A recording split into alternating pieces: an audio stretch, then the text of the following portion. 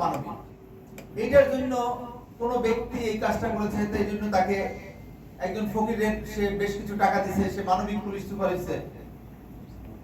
That's not, I mean, the issue. The issue is যে I am doing my responsibility sincerely. যে আমি এবং আমার টিম আমরা এইটা করতে চাই, যেটা হচ্ছে যে রাষ্ট্র আমাদেরকে যে দায়িত্ব দিয়েছে আইন শৃঙ্খলা রক্ষায়, সেই আমি আমার কাজটা সিনসিয়ারলি করতে চাই। এবং বাংলাদেশ পুলিশের প্রত্যেকটা কাজই হচ্ছে ভালনারেবল জনগোষ্ঠীকে সহায়তা করা, ডিসঅ্যাডভান্টেজ পিপলকে আইনের সহায়তা দেওয়া, মানুষের ল এন্ড অর্ডার ঠিক রাখার জন্য আইনের প্রয়োগ করা, এটাই হচ্ছে আমাদের কমিটি। তা আমরা যদি এই কাজগুলো সুন্দরভাবে করতে পারি, অটোমেটিকলি জনগণ আমাদেরকে অ্যাকসেপ্ট করবে।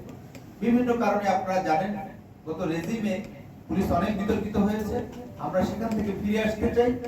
আমরা জনগণের সাথে মিলে, আমরা সাধারণ মানুষের সাথে মিশে কাজ করতে চাই, তাকে খিচুড়ি দিয়ে কাজ করতে চাই না।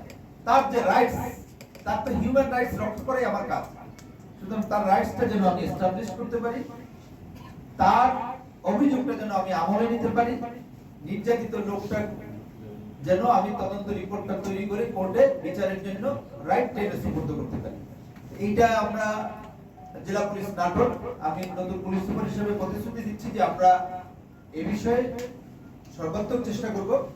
ফাইনালি আবারও বলি যে নাটোরের জনগণের জীবন এবং সম্পদের নিরাপত্তা রক্ষায় নাটোর জেলা পুলিশ আমরা একটা টিম, আমরা সর্বাত্মক চেষ্টা করব এবং এই চেষ্টায় আমি আমাদের সহকর্মী সাংবাদিক ভাইদের সর্বাত্মক সহযোগিতা কামনা করছি।